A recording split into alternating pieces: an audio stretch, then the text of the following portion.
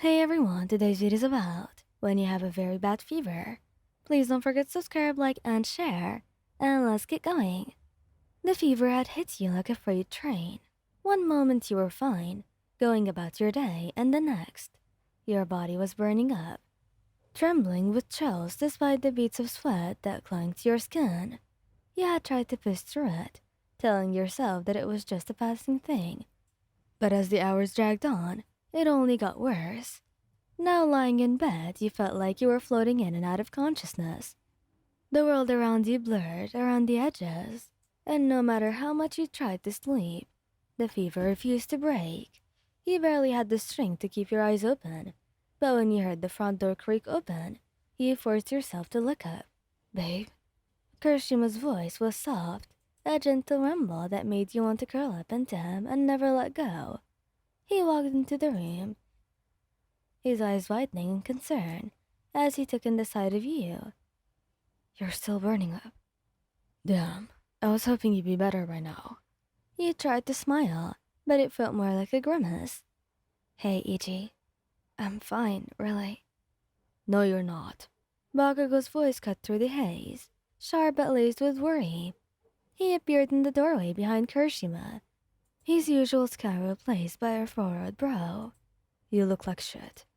Thanks, he muttered, letting out a weak chuckle that turned into a cough. It rattled through your chest, making you wince. Bakugo was by your side in an instant, his hand on your forehead. His touch was cool against your burning skin, and you leaned into it, sighing in relief. You're still hot as hell. Have you been drinking water? I tried, you admitted, closing your eyes as you felt a bit dead beside you. Kirishima sat down on the other side, his hand finding yours and squeezing it gently. Doesn't seem like it helped much, Kirishima said, his thumb brushing over your knuckles. We really should have stayed home with you. Don't be silly, you replied, mustering up the strength to look at them both. You guys have work to do. I didn't want to hold you back. Like we actually care about that right now. Bakugo snapped, but there was no real bite to his words. His red eyes softened as they met yours, the tension in his shoulders easing slightly. Your health is more important than anything else. You're our number one priority, Kirishima added, his voice warm and reassuring. We're here now, okay? We're gonna take care of you. You wanted to protest, to tell them they didn't have to fuss over you, but the words died in your throat. As another wave of exhaustion washed over you, instead, you just nodded, letting your eyes drift shut again. Let's get you more comfortable, Kirishima suggested, his hand leaving yours to adjust the pillows behind you. Maybe you can get some fluids in you. Bakugo disappeared for a moment, and you heard the sound of running water from the bathroom. When he returned, he had a damp cloth in hand, which he gently pressed against your forehead. This should help a little, he muttered, his voice unusually gentle. Cool you down.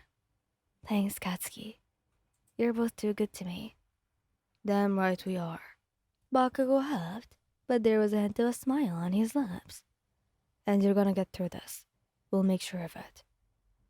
Kirishima leaned down, pressing a soft kiss to your temple. Just rest, babe. We've got you. You let yourself relax, their presence like a soothing balm against the relentless heat of your fever. They were both here, both watching over you, and, let alone, made you feel a bit better. For the next few hours, Bakugo and Kirishima stayed by your side, doing everything they could to bring your fever down. They took turns running cool clothes over your skin, helping you take sips of water, and just being there with you. Every time you started to drift into a restless sleep, you'd wake up to one of them murmuring soft reassurances, and their hands were always within reach. Hey, how about now? Kirishima asked after what felt like an eternity. He was sitting on the edge of the bed, one hand resting on your knee, while Bakugo sat on the floor beside him, leaning back against the bed frame. Still really tired. You mumbled, your voice hoarse. But a little better, I think. You guys are amazing. Damn right we are. Bakugo repeated, his smirk tugging at his lips. Told you, didn't I? Kirishima chuckled, his gaze full of warmth as he looked down at you. And we'll keep doing whatever it takes to make you feel better, no matter how long it takes. You felt a swell of affection for the both of them, so strong that it almost brought tears to your eyes. He didn't deserve them, not really, but they were here anyway, loving you with everything they had. And that gave you the strength to keep fighting, to keep holding on then, even when your body felt like it was on fire. And as the hours passed, the fever finally begins to break, leaving you feeling drained but more coherent. Kirishima had fallen asleep at some point, his head resting against your shoulder, while Bakugo was still awake, his hand resting on your arm as he watched over you. Katsuki, thank you, you whispered, your voice barely audible. He glanced at you, his expression softening. Don't mention it. Just get better, okay? Can't have you getting sick like this again. I'll try, you promised, closing your eyes as exhaustion finally overtook you. But this time it was a peaceful kind of tiredness, one that promised real rest. And with them both by your side, you knew that you'd be okay, no matter what. You had them, and that was all that you needed after all. And as the fever broke, and you finally drifted into a peaceful sleep, you felt the weight of the last few days lift off your shoulders. Your body still ached, but it was a dull throb now. Nothing compared to the burning intensity from before. And as the three of you settled back into bed, you felt an overwhelming sense of contentment. The worst was over, and with your two lovers by your side, you knew that you could face anything that came your way. With Kirishima's warmth on one side, and Bakugo's quiet strength on the other, you closed your eyes, finally able to rest, knowing that you were safe, loved, and cared for. No matter what challenges life threw at you, you had them, and together, you were truly unstoppable.